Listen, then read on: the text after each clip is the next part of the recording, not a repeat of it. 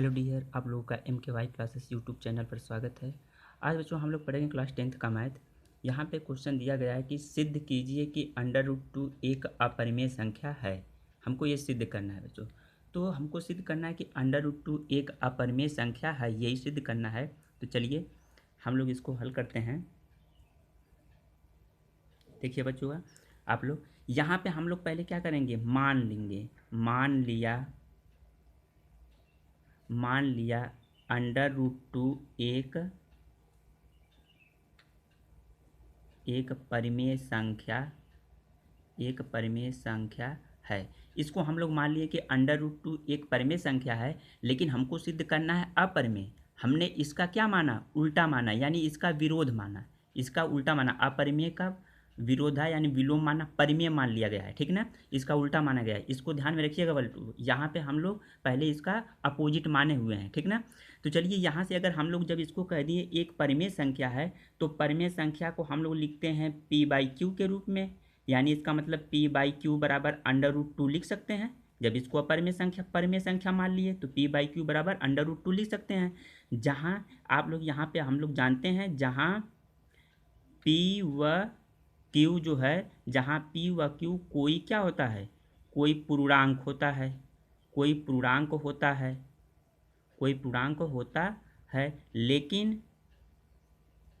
लेकिन Q not equal to 0, ये तो बच्चों पता है, ये कंडीशन होती है परिमेय के साथ। लेकिन Q not equal to 0, Q को 0 के बराबर नहीं रखा जा सकता, ठीक। तो यहाँ से बच्चों अगर देखा जाए, अगर हम दोनों पक्षों का वर्ग कर दें, यहाँ पे दोनों पक्षों का वर्ग करेंगे तो इसको लिखेंगे p²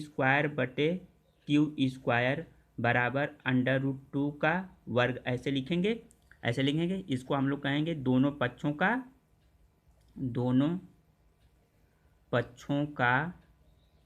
वर्ग करने पर, तो यहाँ से हम लोग का आ जाएगा p² बराबर, ये वर्ग हटेगा तो करड़ी हट जाएगी, 2 हो जाएगा, यहाँ से हो जाएगा। इसको हम ऐसे भी लिख सकते हैं p² बराबर 2q² हो जाएगा। 2q², p इसका जो है क्रॉस मल्टीप्लाई हो जाएगा, तो p² बराबर 2q² हो जाएगा। तो इसको अगर हम लोग समीकरण 1 कहते हैं, मान लीजिए ये समीकरण 1 बन गया हमारा। यहाँ से बच्चों ये सोचिएगा, यहाँ से हम लोग ये कह सकते हैं कि अगर यूक्लिड प्रमेय का, जैसे यहाँ पे आप लोग को मैं समझा दे रहा हूँ, यूक्लिड प्रमेय का जैसे a बराबर होता है BQ प्लस R के होता था, BQ प्लस R के। तो यहाँ पे b क्या होता था, भाजक या भागफल। तो यहाँ पे अगर सोचा जाए तो कहा जाए यहाँ पे यानी शेषफल कुछ नहीं है, तो इसका मतलब ये हुआ कि p² हमारा 2 से विभाजित है, यही तो कंडीशन आई। तो यहाँ से हम लिख सकते हैं, यहाँ जो है, यहाँ लिख सकते हैं, यहाँ p² 2 से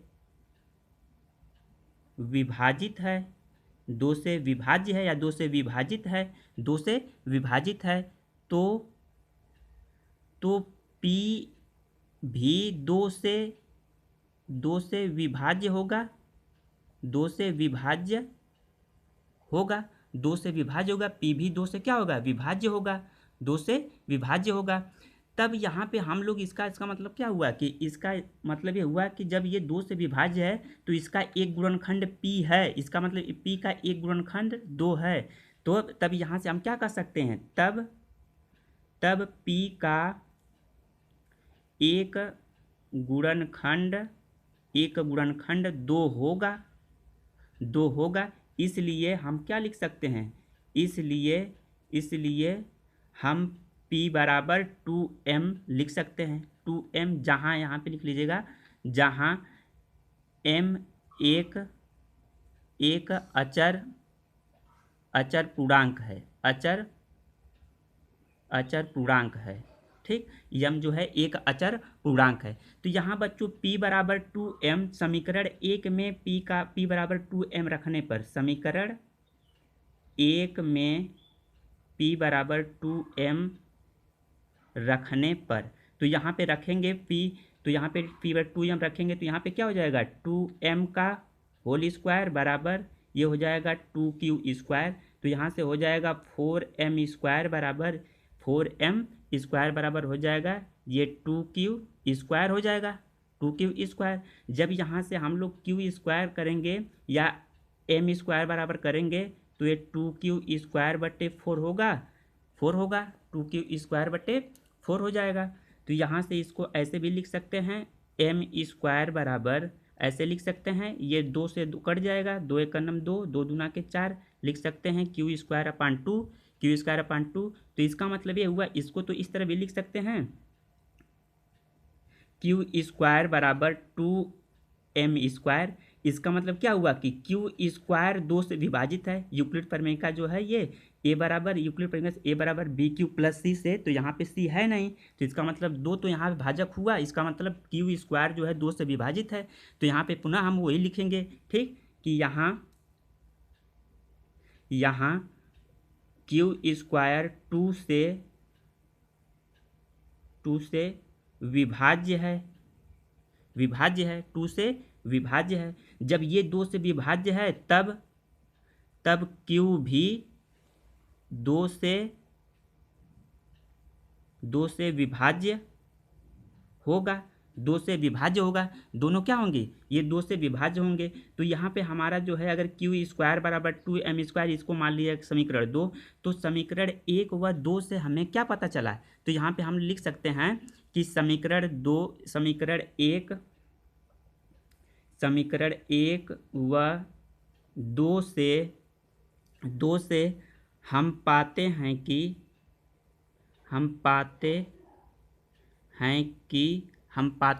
कि P व Q दोनों 2 से विभाज्य हैं, दोनों 2 से विभाज्य हैं, जो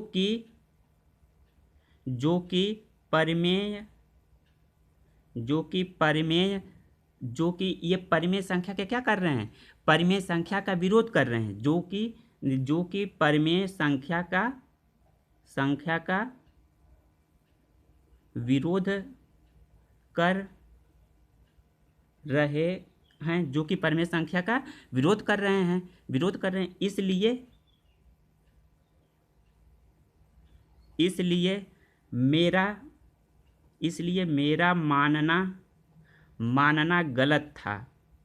इसलिए मेरा मानना गलत था, क्योंकि हम लोग जो माने थे पहले उसका विरोध माने थे, उल्टा माने थे, तो वही चीज़ हमने लिखा है कि इसलिए मेरा मानना गलत था। अतः जो है, √2 एक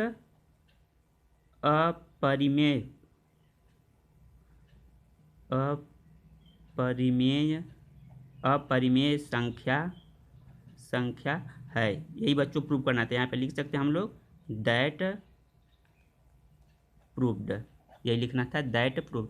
तो बच्चों इसी तरह अगला क्वेश्चन रहेगा, आप लोग सॉल्व कर सकते हैं √3। अगला क्वेश्चन है कि √3 एक अपरिमेय संख्या है, इसी तरह बिल्कुल आप लोग सॉल्व कर सकते हैं बच्चों, ठीक ना। और बहुत सारे वीडियो हैं ऐसे क्वेश्चन है, इसको अगली वीडियो में सॉल्व करेंगे। थैंक यू बच्चों, आप लोग इस वीडियो को लाइक और शेयर जरूर करिएगा।